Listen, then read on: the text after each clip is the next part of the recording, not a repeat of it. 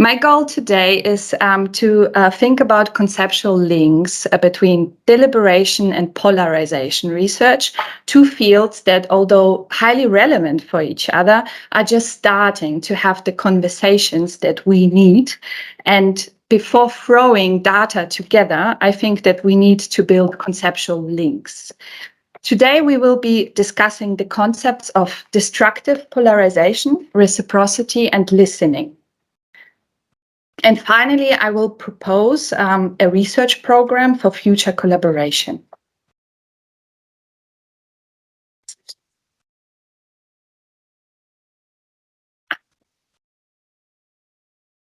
Here you go. Yeah, okay, cool. I will do this again and acknowledge the traditional custodians of the land that we are gathering today, because also it's very new to me to do this. And I would like to recognize and appreciate their deep connection to this land and to respect elders past, present, and future.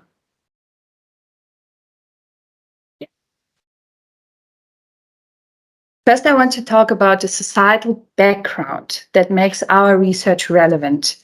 Optimistic researchers are interested in the internet because it provides new infrastructures for communication, participation, and democratic innovation. Deliberation scholars, who tend to be optimistic people, ever since saw the internet's potential to fulfill the ideal of deliberative democracy. Empirical studies have shown that at least on platforms that give voice to people, where communication is not just cheap talk, but is built into decision-making, are, like Nancy Fraser says, indeed strong publics, where we find a higher quality of deliberation. At the same time, concerned voices see that weaker or disrupted publics online, for example, on Twitter, Facebook, YouTube, are environments containing and contributing to increasing societal polarization. Polarization is one of the most pressing challenges for democratic societies. The term describes a process in which, on a scale between left and right, societal groups are moving to extremes. Sorry for that.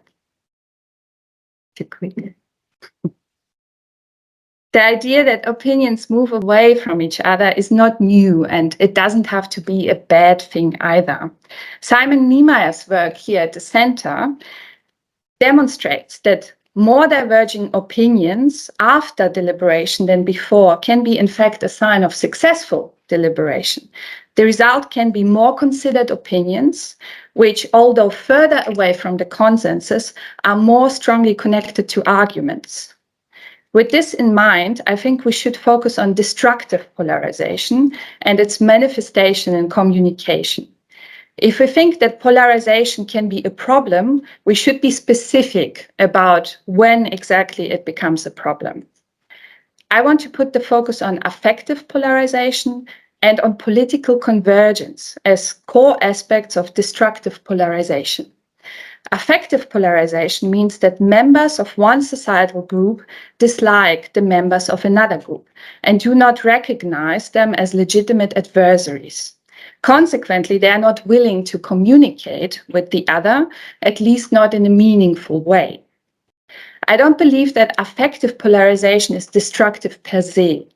It becomes destructive not through the negativity or strength of emotion that is felt to the other, but through the delegitimization of their existence. This is the point when adversaries become enemies, and communication is no longer used to understand, but to destroy the other's public existence.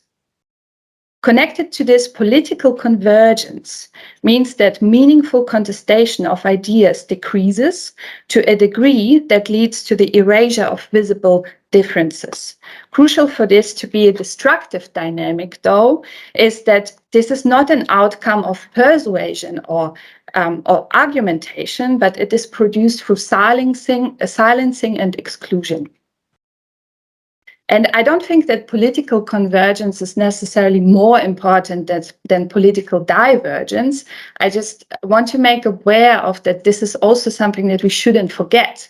if we are studying polarization and we study it and forget that convergence can be also a very destructive dynamic, I think that we are missing a big part of destructive polarization dynamics.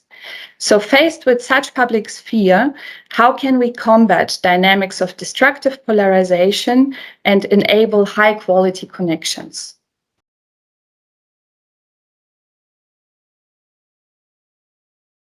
Part of the answer I can provide through my previous research, focusing on how high quality connections look like and which factors influence them. I know that I'm not saying anything new to the people in this room and most likely also not online, but it still needs to be said to give a little bit of theoretical context. The whole point of deliberation research is to find the antidote to polarization. What makes it hard are the controversies around what precisely constitutes deliberation. Classic deliberation highlights rationality, respect, reciprocity, and constructiveness as communication norms. Rationality is achieved primarily through argumentation. Critics of this classic core argue that societal groups with a lower level of formal education are not equally equipped to form and present the argumentation that classic scholars have in mind. Consequently, their perspectives are more likely to be excluded.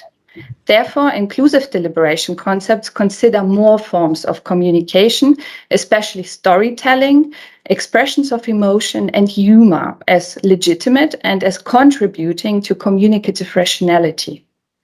Despite the disagreement, all deliberation scholars agree that communication in deliberation has to be reciprocal.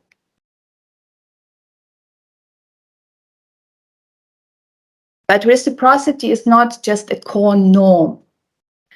I believe that reciprocity is also the mechanism driving change in deliberation.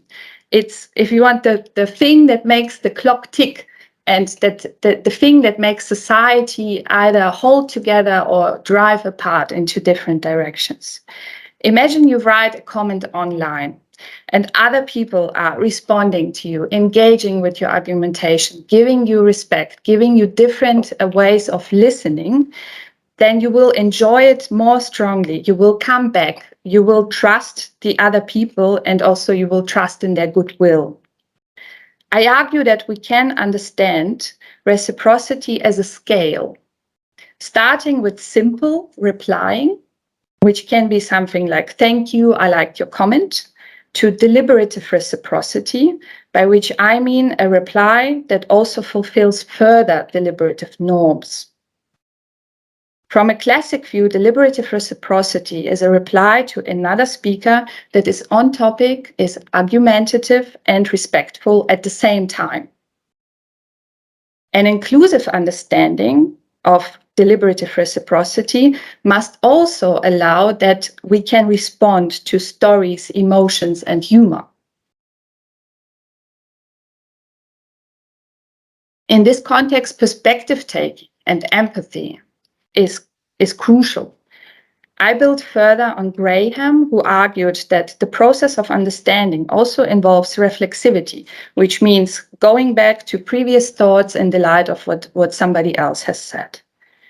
In addition, Keyes and Young consider constructiveness and also questions, at least honest questions, genuine questions, like Jenny described them as well, as deliberative replies.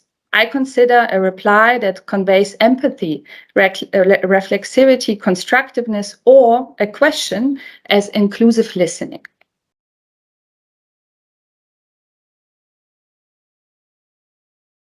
Next, I want to show what drives reciprocity and listening online by highlighting the main results of my previous studies on online participation platforms.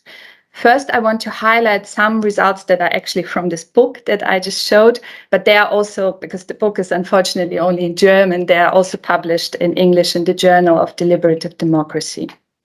The results show that both reciprocity and listening are mainly driven by argumentation. Constructiveness and questions also show positive effects on both reciprocity and on listening. Respect, on the other hand, has a negative effect, which means in this context that users decided not to ignore disrespect, but they engaged even more with disrespect, and even more so in an argumentative and reflexive way. This is where the negative effect is coming from. Storytelling didn't promote deliberative reciprocity, but it did promote inclusive listening. Further, you can see that positive emotions had no significant effects, and negative emotions and humor had positive effects on deliberative reciprocity. So what do these results mean about affective polarization and political convergence? They show, for example, that argumentation and other classic characteristics of deliberation, as well as storytelling, emotions, and humor, are maybe building blocks of high-quality connections, and therefore can be understood as antidote to destructive polarization.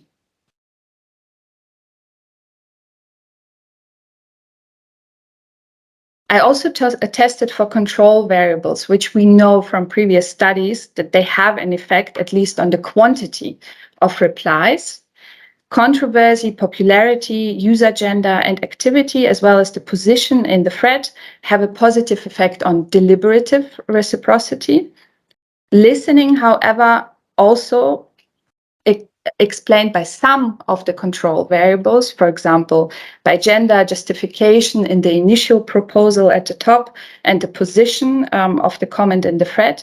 But we see that, it's a little bit, there's a little bit less of variables that explain it, at least the ones that we would have classically expected to generate more replies, seem not to work as well for inclusive listening, which I think might be interesting, and maybe carefully we could say here that we maybe don't understand it as well yet, how inclusive listening works. From another study that I also did based on parts of this data set that I just showed the other regression analysis on. So we took a part of the data, we recoded some of the data, and we included, I wanted to know, are there other types of emotions? Can we categorize emotions in other ways, not just negative, positive? But I had the idea that emotions that focus on the topic could be maybe more constructive than emotions focusing on other participants in the discussion. So we tested for that, and we found indeed constructive emotions focusing on the topic have a positive effect on listening, and emotions, doesn't matter if they're positive or negative, focusing on other participants in the discussion have a negative effect on inclusive listening. So if group members express emotions directed at in-group or out-group members, this leads away from listening, which can be a sign of deepening affective polarization. Another thing that I did with the data, so again, the same data set, but now divided.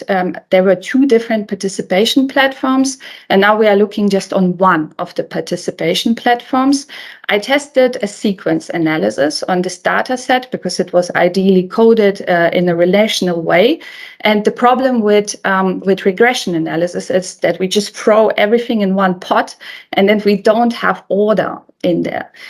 We assume order, and we coded it also in a way so that it makes still sense to use the regression analysis, but still we lose so much. And I wanted to test if we can see maybe new patterns that we are not so aware of.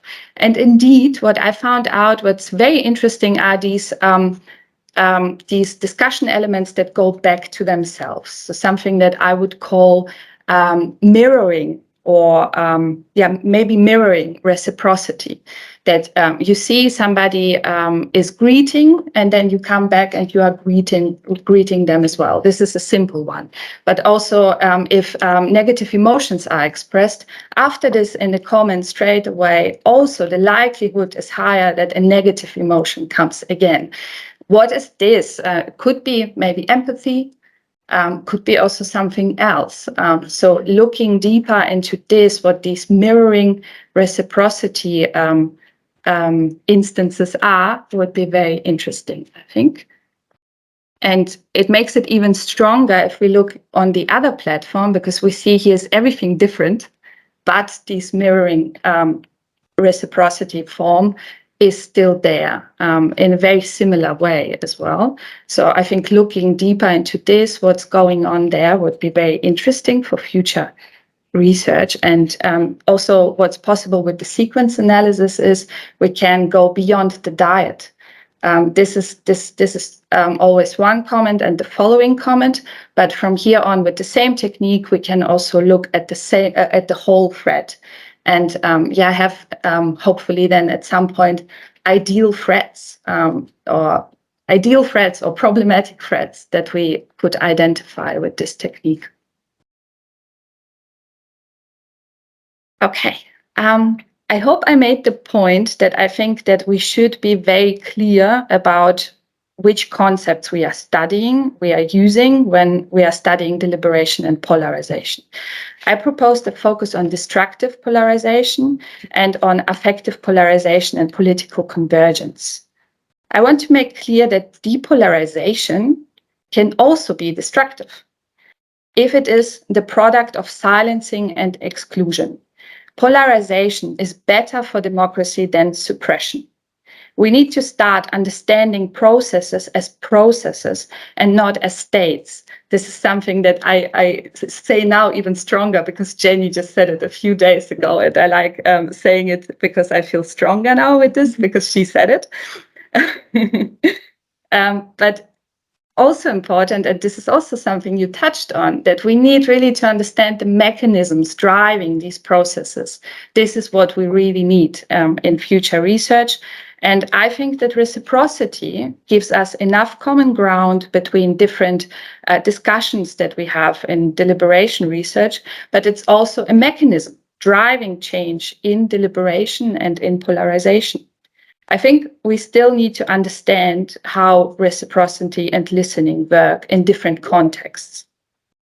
I studied observable indicators for reciprocity and listening and showed that at least on highly formalized platforms, we can find the one in four comments being reciprocal and also in a way that we really should value. I also showed that different factors, argumentation, emotion, storytelling, humor, promote reciprocity and listening. And I showed also that we need mixed methods approaches to really understand these processes. Now I want to propose a rough idea of a program that we could use maybe or expand or do something with it to collaborate further.